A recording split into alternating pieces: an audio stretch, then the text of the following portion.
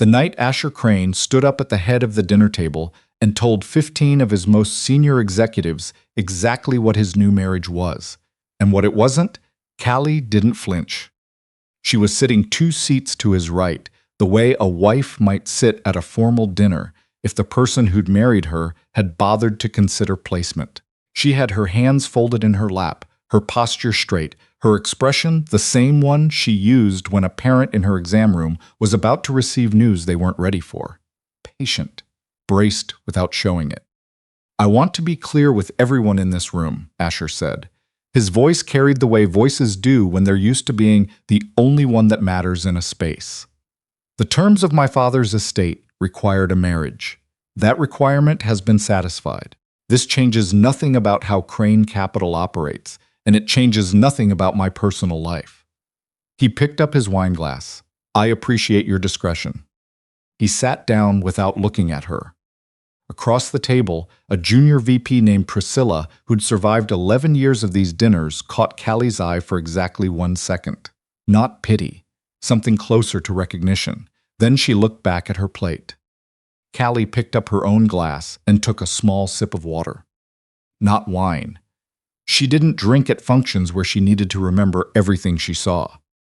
If someone did that to you, announced your marriage like a line item, like a condition satisfied rather than a person's present, what would you do? Would you stand up, walk out, or would you sit very still and begin to understand that you were exactly where you needed to be? Hit that like button right now and drop your city in the comments.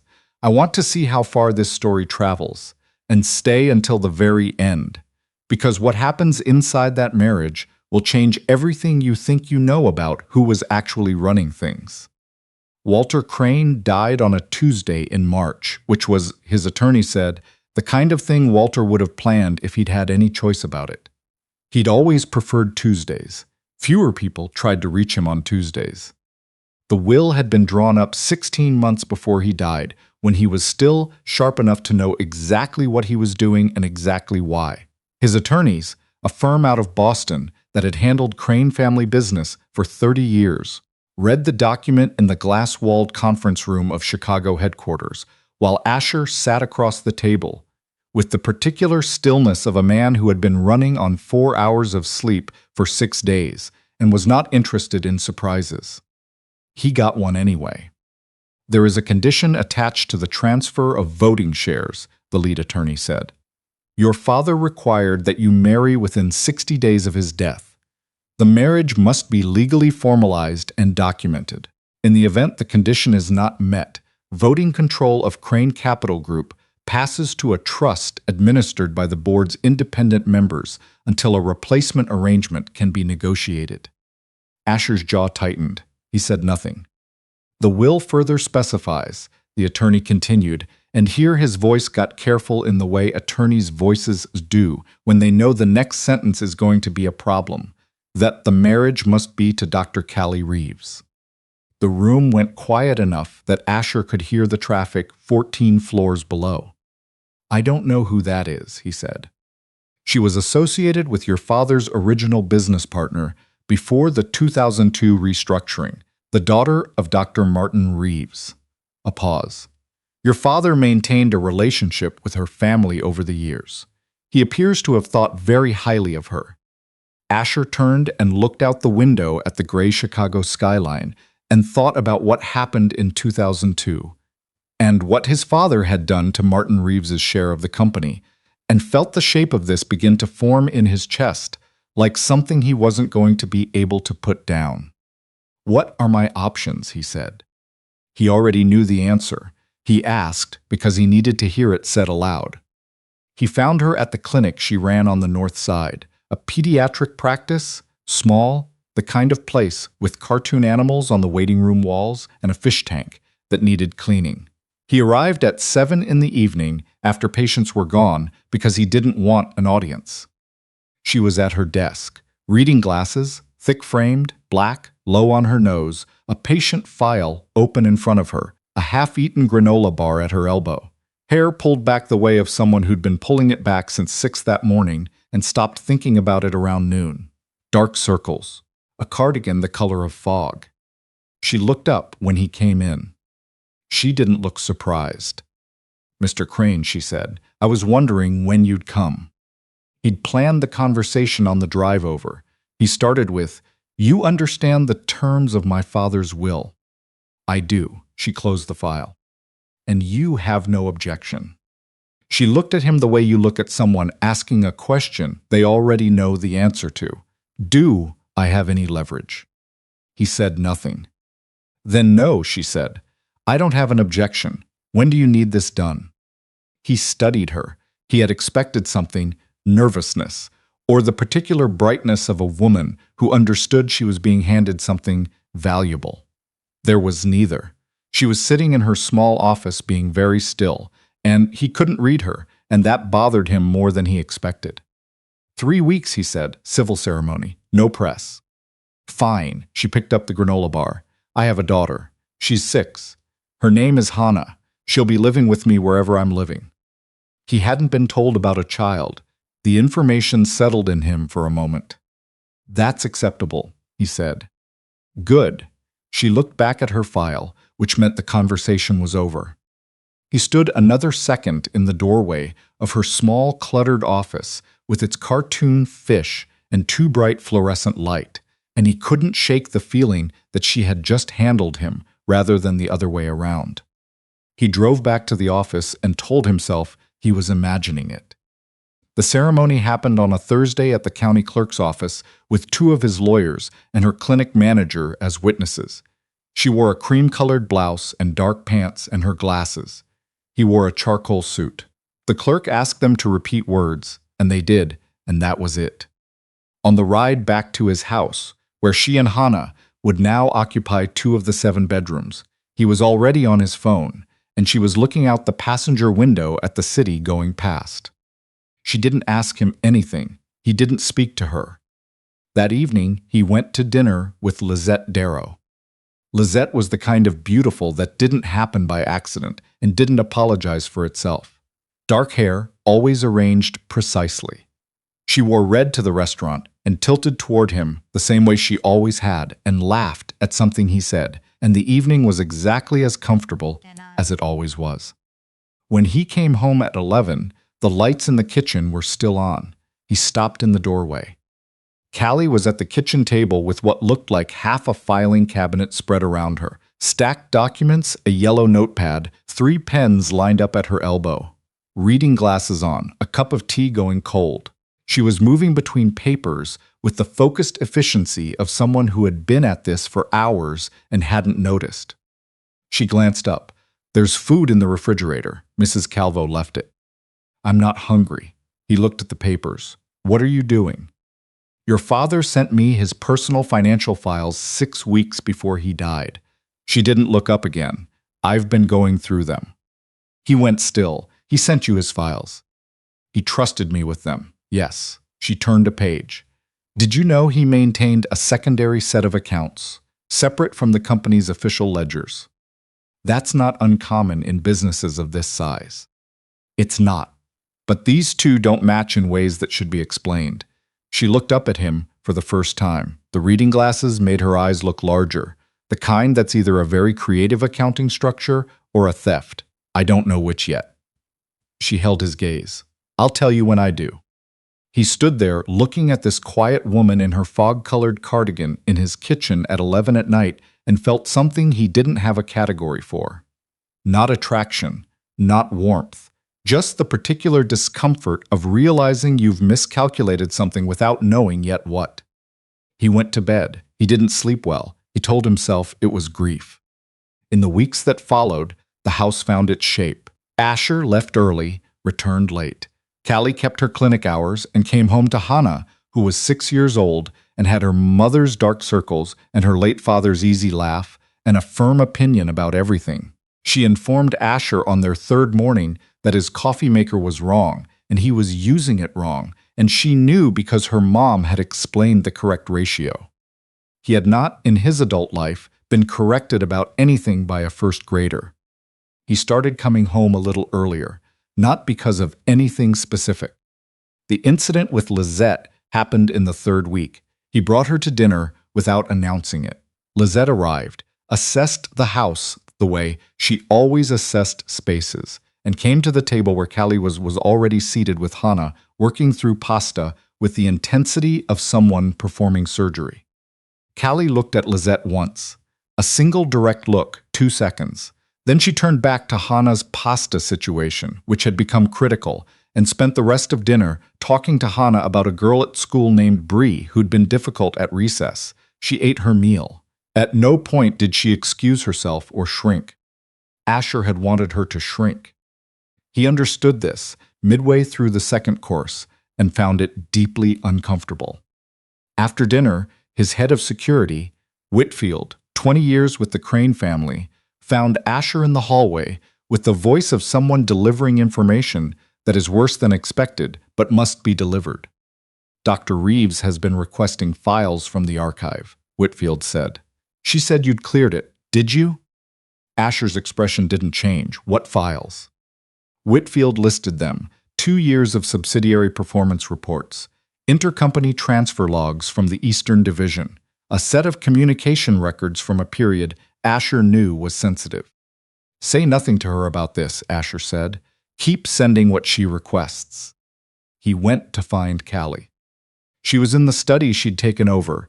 Better light, she'd told Mrs. Calvo, which was not a question. The papers had spread significantly since the kitchen table. She looked up when he came in. You've been pulling the subsidiary files, he said.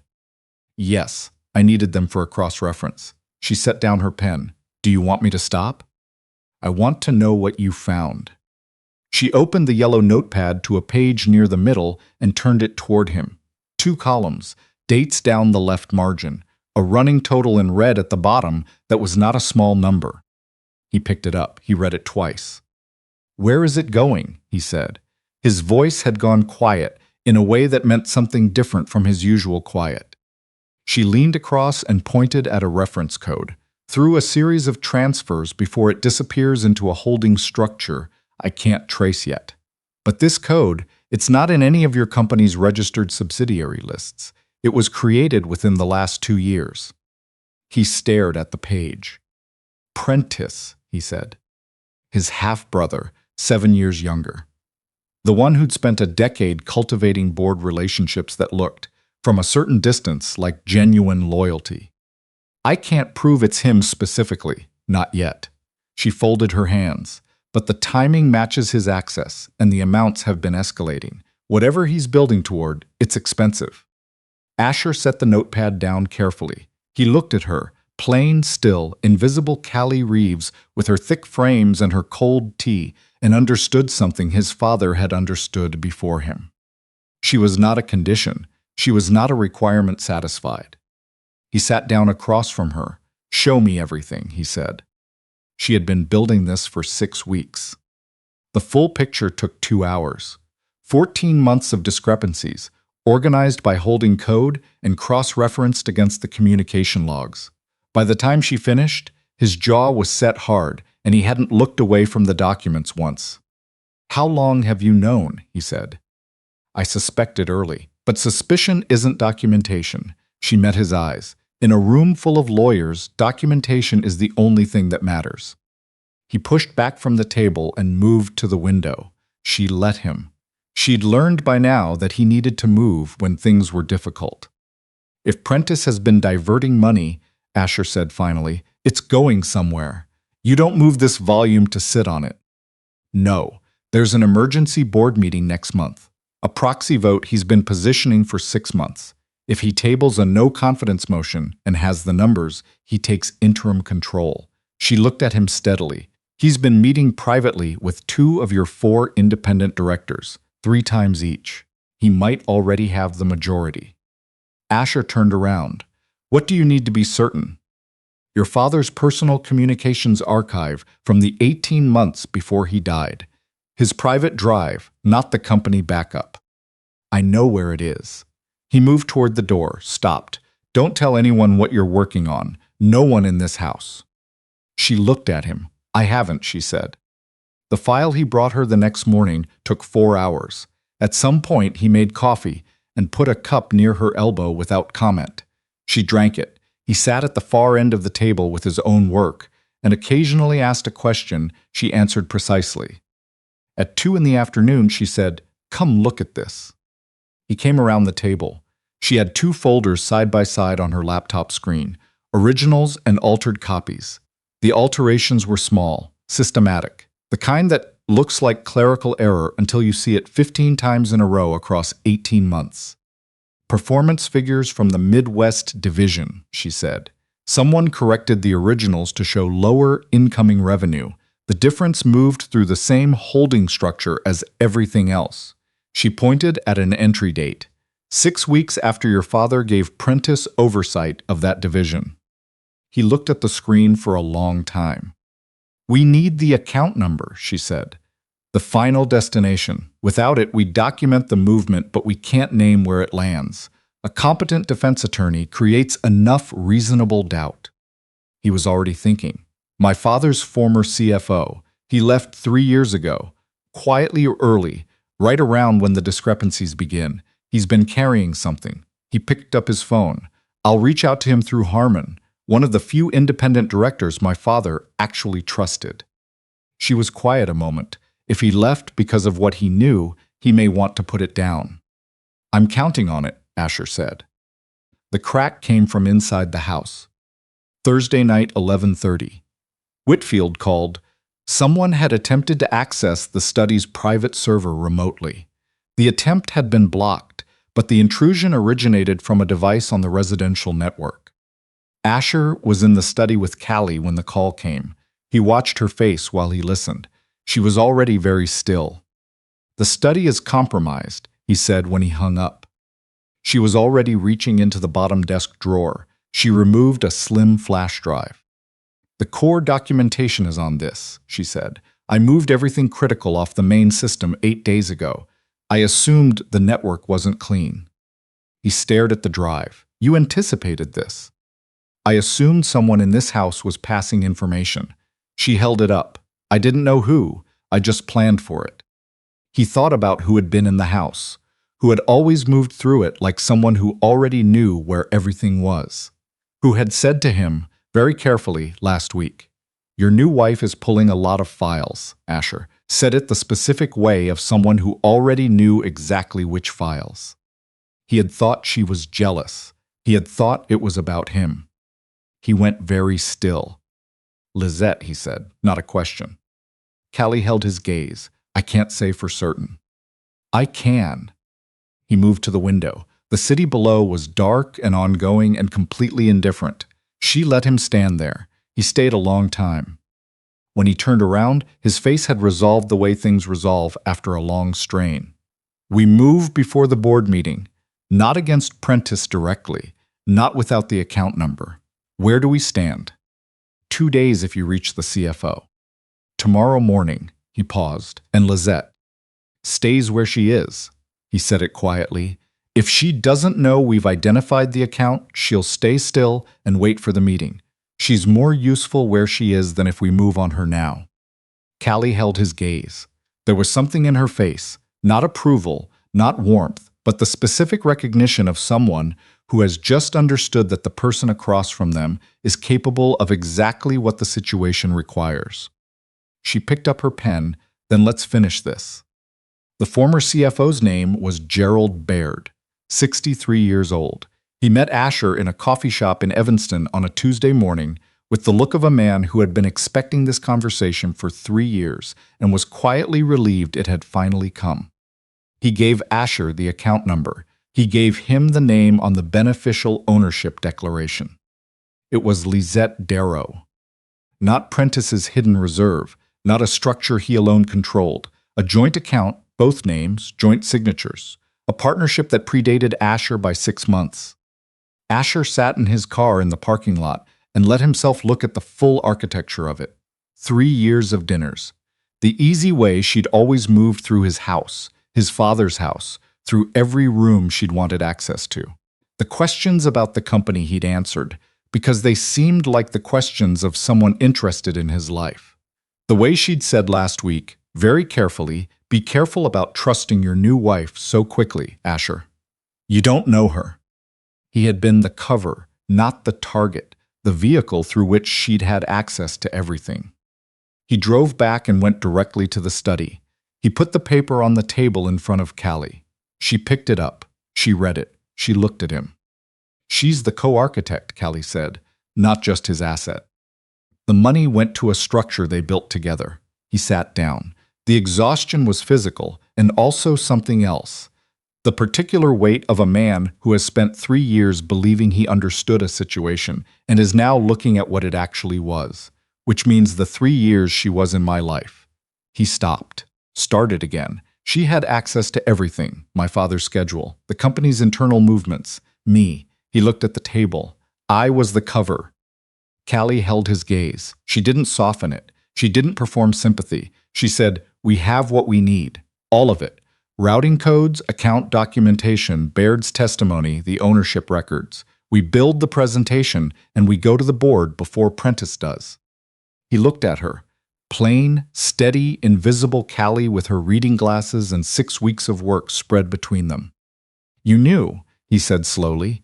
"When I first came to your office, you already understood the shape of it, didn't you?" She was quiet a moment. "Your father told me what he suspected, not specifically who. He said he'd left the documentation, and he said he needed someone who could read it." She paused.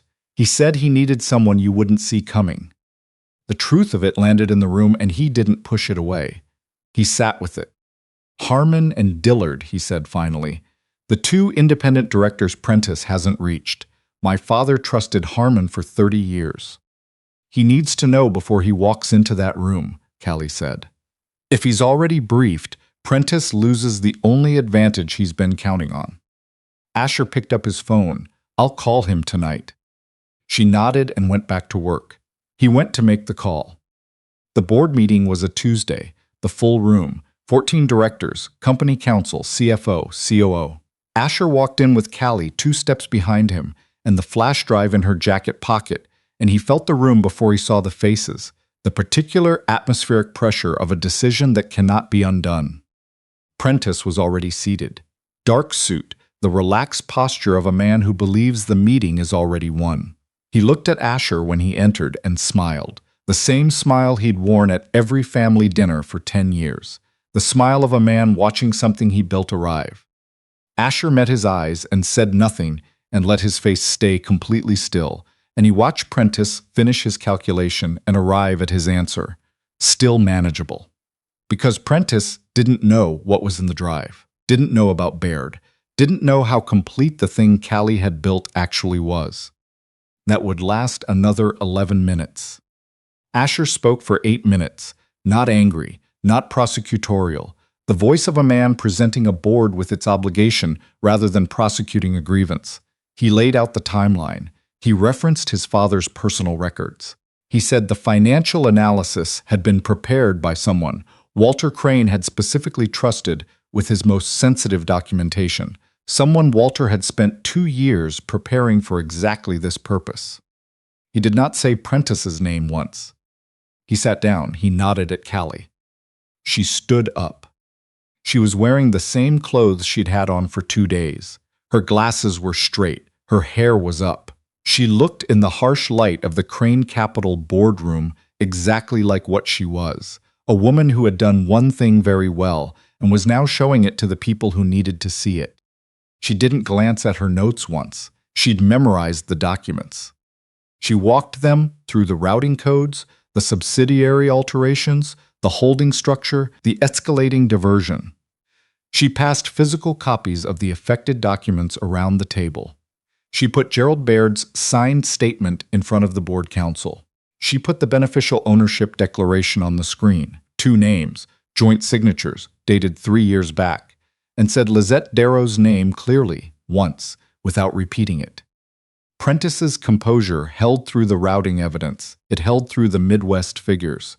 When she said the name, something shifted in his face, so briefly it was almost invisible, and then he locked it back down. He was, under the circumstances, extraordinary. "These documents require independent verification," he said. His voice was still level. "Internal files and a retired employee's personal statement are not. The beneficial ownership is a matter of public record in Luxembourg," Callie said. She said it without looking at him. Any director can verify it through their own legal representatives. The account itself can be frozen as a preservation measure before this session closes. She looked at the board counsel. I'd suggest doing that now. The murmur around the table had a different quality now. 12 people passed the point of uncertainty, doing something more final. Prentice stood up.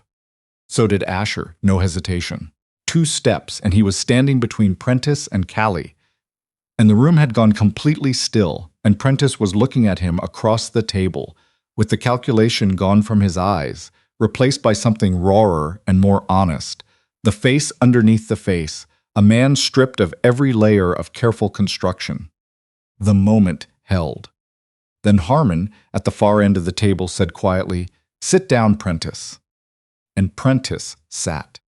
The vote was 11-3. The 3 were Prentice's secured directors, recording their position for the official minutes, and nothing else. The account was frozen before the session closed. Prentice's board authority was suspended pending independent investigation. He was escorted out. At the door, he stopped, turned, and looked across the room, at Asher and then at Callie. Callie held his gaze for one quiet moment with no expression on her face. Not triumph, not relief, just the direct look of someone who has finished a thing she set out to do. Then she turned back to the documents in front of her and began organizing them into the closing order. He came to her office 2 days later. She was between patients. He sat in the chair across from her desk without being invited, which she was used to by now, and looked at the cartoon fish on her wall. She'd hung it here from her previous office because Hannah had helped paint the background. "Lizette left," he said. "She was gone by the time I got home." Callie set down her pen. "What did you do?" "I called her. I told her what we had and told her not to come back." He looked at the fish. "She said something before she left." Callie waited. "She said you were better than her at all of it." He met her eyes. "She didn't say it like an insult. She said it the way you say a fact you've been aware of for a long time." Something moved in Callie's face, small and precise and not quite named. "She was very good at what she did," Callie said carefully. 3 years in your orbit takes real discipline. I just wanted something different from it." "What did you want?" he said. It was the first time he'd asked her anything like that. Not about the work, about her. She was quiet for a moment. Outside her office, she could hear the nurse greeting a child in the waiting room, a small voice answering. Hannah would be at school now, almost certainly working through the butterscotch snack she'd been insisting on every Tuesday since January. "To finish what your father started," Callie said. "He spent 20 years trying to make right by my dad, and he ran out of time." She looked at her hands on the desk, and to prove to Hannah, when she's old enough to understand any of this, that the people who bet against quiet women are always wrong. He held her gaze. He didn't say anything for a long moment. "Then, the board asked about you, Harmon specifically. They want to formalize your role as financial advisor. Compensated, full advisory standing, not because of the marriage." A pause. "Because of what you built." She looked at him. "The terms are up to you," he said. "I told them you'd let them know." She picked up her pen. She looked at her desk. She thought about 6 weeks of being officially invisible in that house, and what it would mean to stop being invisible, to walk into rooms and be seen as what she actually was. "I'll think about it," she said. "Good." He stood. He moved to the door. He stopped with his hand on the frame. "I owe you an apology," he said. He didn't look at her. "The dinner. That first night." He stopped. Started again more honestly. "What I said. What I implied about you in front of people who were going to remember it." He paused. "You were the reason any of this worked. You've been the reason since, before I understood what was happening." She looked at him in her small office with the afternoon light on his face and the cartoon fish on the wall behind him, and she thought about the first night in his kitchen. Her with the yellow notepad and him in the doorway, not knowing what to make of her. And all the evenings after that, the work and the silence and the slow, reluctant business of 2 people finally seeing each other clearly. "Okay," she said. He looked up. Apology accepted, she said, simply, no cushion. Something shifted in his face, costly, real. He nodded. He left. She sat for a moment, and then she reached up and took her glasses off and set them on the desk. She'd had clear vision since she was 24. She'd been putting these on every morning for 6 years because it was useful to be underestimated, because people talked freely in front of a woman who seemed only what she appeared, because the world moved differently around someone who hadn't yet been identified as a threat. She looked at her office without them. She didn't need them anymore. 3 months later, Harmon introduced her to the full board as Walter Crane's most trusted financial analyst, the person Walter had spent 2 years preparing specifically for what the company would need. Afterward, a director named Roberta, who'd survived 3 different Crane leadership transitions, came up to Callie and said, "You've been doing this kind of work for years, haven't you? Not just for this company." "Since I was 22, Callie said. No one in this industry was paying much attention. Roberta looked at her for a long moment. "Well," she said, "we are now." Callie drove home through Chicago in the early dark, windows cracked an inch, the city doing what it always did, enormous and ongoing and completely indifferent. Hannah was asleep by the time she got in. She stood in the hallway and listened to the small, even sound of her daughter breathing before she even opened the door. She looked in. Hannah was curled on her side, both arms wrapped around the stuffed rabbit she'd had since she was 2, her dark hair fanned across the pillow. Callie stood in the doorway for a moment and didn't say anything. Then she went downstairs. Asher was in the kitchen making coffee, better than he used to make it, because Hannah had eventually written the correct ratio on a notacard and taped it directly to the machine, and he had, without comment, begun following it. He looked up when Callie came in. How did it go? Fine. Roberta. She's going to be useful.